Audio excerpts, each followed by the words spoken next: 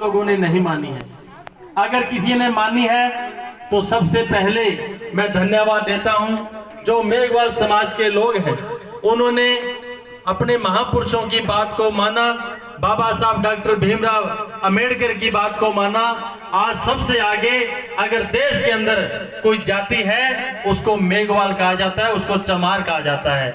इसलिए मैं कहना चाहता हूं, क्योंकि इन लोगों ने बाबा साहब अम्बेडकर की बात, संत रविदास की बात, संत कबीर जी की बात, छत्रपति साहू जी महाराज की बात, ज्योतिबा फूले की बात, जितने हमारे महापुरुष हुए उन महापुरुषों की बात इन लोगों ने मान ली। लेकिन जो हमारा समाज है, चाहे वो बाजीगर समाज है, चाहे नायक समाज है, चाहे वाल्मीकि समाज है, जो भी समाज में गरीब लोग हैं, उन्होंने कभी भी हमारे संत महापुरुषों की बात नहीं मानी है। उनके जाने के बाद हम सत्संग कराते हैं कि हमारा भला होगा, सत्संगों से भला होगा, लेकिन आप लोगों का भला सत्संग से होने वाला नहीं है। आपका भला कैसे होगा? क्योंकि बाबा साहब अम्बेडकर ने इतना अध्ययन किया, इतना बाबा साहब ने स्टडी की, इतनी डिग्रियां हासिल की। बाबा साहब अम्बेडकर इस देश के अंदर वो पहले व्यक्ति हैं जिन्होंने 32 डिग्रियां हासिल करके ये साबित कर दिया कि हमारा दलित समाज का बेटा, गरीब समाज का बेटा भी इतना बुद्धिजीव हो सकता है। बाबा साहब ने अम्बेडकर ने अध्ययन करने के बाद जब बाबा साहब को ये पता चला कि मेरे समाज के जो कर्म फूटे हैं, जो हम कर्मों की बात करते हैं, 26 जनवरी 1950 के अंदर बाबा साहब अम्बेडकर ने हमें संविधान लिखकर हमारे कर्म लिखना शुरू कर दिया। बाबा साहब ने कहा कि गरीबों का कर्म मैं लिख के दे रहा हूं, इन गरीबों की तकदीर इस ग्रंथ के अंदर है। इस ग्रंथ को चलाने वाले अगर समाज के सच्चे सिपाही हो जाएंगे तो आपकी हर दुख तकलीफ दूर हो जाएगी। क्योंकि यहाँ इस देश के अंदर जो कानून बनता है, आपने देखा होगा देश के अंदर कितने कानून बने गरीबों के लिए। कानून कौन से कानून? गरीबों को पेंशन मिलनी चाहिए, विधवा को पेंशन मिलनी चाहिए, गरीब परिवार को नौकरी मिलनी चाहिए, गरीब का बेटा स्कूलों में पढ़ना चाहिए, गरीब का बेटा अच्छे कपड़े पहनने चाहिए, गरीब का बेटा अपनी गाड़ी में घूम सकता है। ये किसने अधिकार दिए? बाबा साहब डॉक्टर भीमराव अंबेडकर ने ये अधिकार दिए। अगर आपके अंदर कोई इतना बुजुर्ग बैठा हो, अभी वो खड़ा होकर मुझे बता दे कि 1932 से पहले हमारे लोग गांव में प्रवेश नहीं कर सकते थे। हमारे लोग गांव में प्रवेश नहीं कर सकते थे, एक ही कुएं से पानी नहीं पी सकते थे। इससे छुटकारा किसने दिलाया? बाबा साहब डॉक्टर भीमराव अंबेडकर ने दिलाया। मेरे समाज के लोग तो ये भी नहीं जानते हैं कि बाबा साहब अंबेडकर है कौन। बाबा साहब अंबेडकर है कौन? बाबा साहब अंबेडकर वो है जिसको पूरा देश, ये जो बड़े बड़े लोग हैं, ये राजनेता लोग हैं, चाहे वो कांग्रेस के खानदान में पैदा हुआ हो, चाहे भारतीय जनता पार्टी में पैदा हुआ हो, उन लोगों ने बाबा साहब अम्बेडकर का उस समय विरोध किया था कि ये छोटी जाति का है। लेकिन बाबा साहब एक ऐसी शक्ति बन गए, ऐसी ताकत बन गए कि आज हर व्यक्ति को बाबा साहब की फोटो लेकर घूमना पड़ता है। उनको पता है कि ये हमारा महापुरुष है, अगर इसकी फोटो लेकर घूमेंगे ये हमें राज दिला सकता है।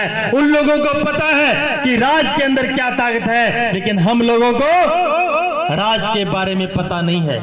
राज के बारे में पता नहीं है कि जिसका राज होता है उसका काज होता है। आज भी हमारे लोग ऐसी जिंदगी जी रहे हैं। हमारा क्षेत्र कुछ फिर भी सही हो सकता है, लेकिन पूरे देश की बात करें, पूरे राजस्थान की बात करें, क्योंकि मैं पूरे राजस्थान में घूमता हूं, मुझे पता है हमारे समाज के क्या हालात है, हमारे जो अनुसूचित जाति के लोग हैं उनके क्या हालात हैं। मैं जब गांव में जाता हूं, उन गांव के अंदर हमारे समाज के लोग बड़े घरों की गलियों में नहीं जा सकते हैं, मोटरसाइकिल लेकर गलियों में घूम नहीं सकते हैं। ये आजादी यहाँ के लोगों ने पाली है, लेकिन वहां के लोग आज भी गुलाम की जिंदगी जी रहे हैं। क्यों जी रहे हैं? कि उनके पास शिक्षा नहीं है। जिनके पास शिक्षा नहीं है वो हमेशा गुलाम रहते हैं, क्योंकि बाबा साहब अम्बेडकर ने कहा जो शिक्षा है वो शेरनी का दूध है, क्योंकि जो शेरनी का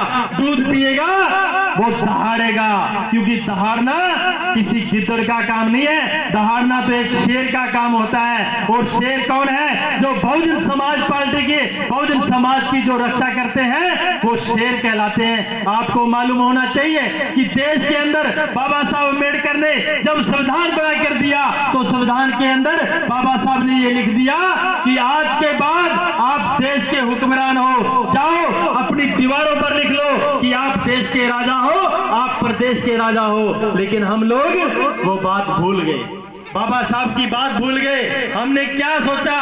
हमने कहा ये हमें बोर्ड मिला है। ये बोर्ड किसने दिया? हमारे बुजुर्गों से अगर पूछते कि ये बोर्ड किसने दिया तो वो कहते ये बोर्ड तो हमें कांग्रेस पार्टी ने दिया है, इंदिरा गांधी ने दिया है। मैं आपको बताने के लिए यहाँ पर आया हूँ, मैं निवेदन करने के लिए यहाँ पर आया हूँ, क्योंकि मैं भी ये मानता था कि वास्तव में हमें वोट इंदिरा गांधी ने दिया होगा। लेकिन जब मुझे पता चला, इतिहास पढ़ा, इतिहास में ये लिखा मिला कि वोट का अधिकार इंदिरा गांधी ने नहीं दिया, क्योंकि जब बाबा साहब अम्बेडकर ने हमें वोट का अधिकार दिलाया 24 सितंबर 1932 को, जब हमें वोट का अधिकार मिला तो जो इंदिरा गांधी नाम की चीज थी वो मात्र 17 साल की थी। 17 साल की लड़की हमें वोट का अधिकार कैसे दिला सकती है?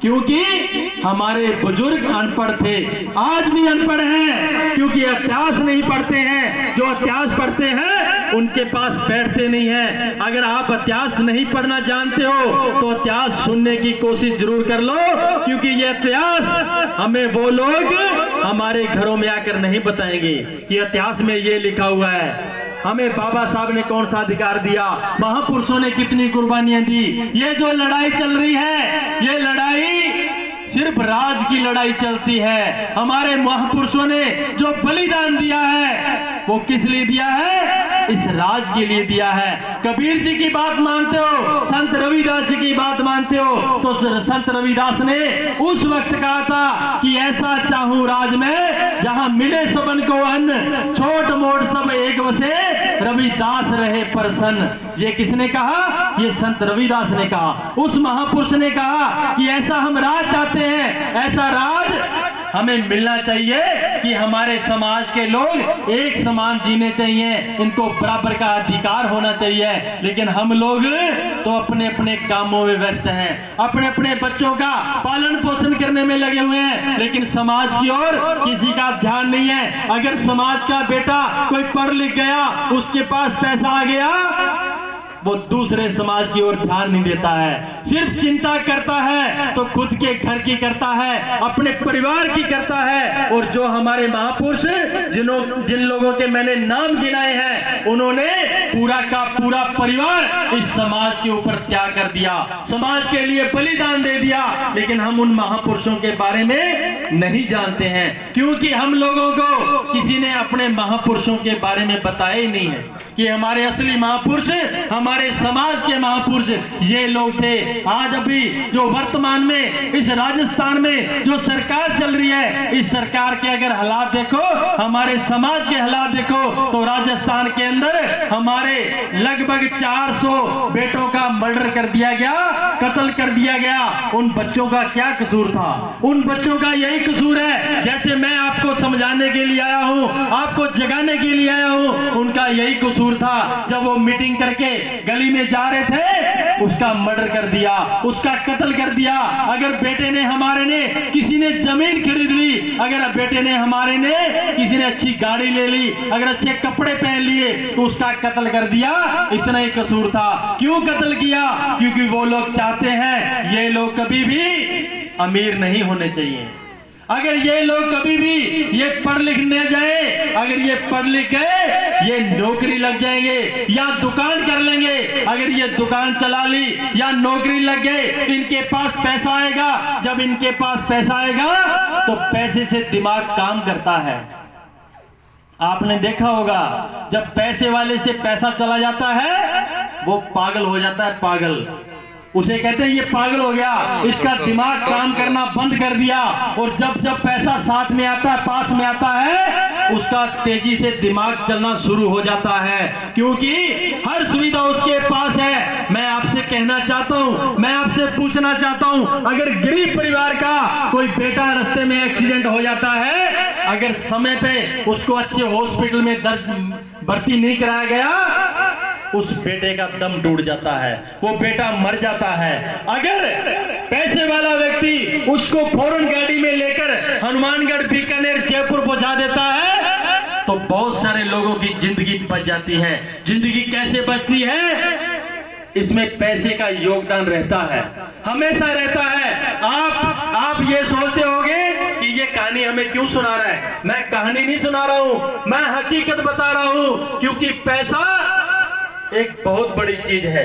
पैसा एक बहुत बड़ी चीज है। जिस व्यक्ति के पास पैसा है, वो रात के 8 बजे तक इस चावल में वो घास फूस नहीं निकालता है। वो अपने ऑफिस में बैठता है, सुबह 9 बजे अपने ऑफिस में जाता है, शाम को 6 बजे जैसे कपड़े पहनकर गया, उसी कपड़ों के साथ अपने घर में आकर एसी में रहता है, वहां एसी में रहता है। ये क्यों रहता है? क्योंकि उसने शिक्षा प्राप्त की है। शिक्षा प्राप्त करने वाला व्यक्ति 300 की मजदूरी नहीं करता है, 500 की मजदूरी नहीं करता है। वो कितनी करता है? वो 3000 रुपये एक दिन के कमा सकता है, वो 5000 रुपये एक दिन के कमा सकता है। लेकिन हमारे समाज के लोग तो आज भी अगर बच्चों को शिक्षा दिलाते हैं, वो कहते हैं कि मेरा बेटा 10वीं पढ़ जाए तो बहुत है। अगर इससे पीछे की बात करूं तो हमारे समाज में खासकर ये होता है कि हमारा बेटा 4थी क्लास पास कर ले, 4 या 5 क्लास। क्यों?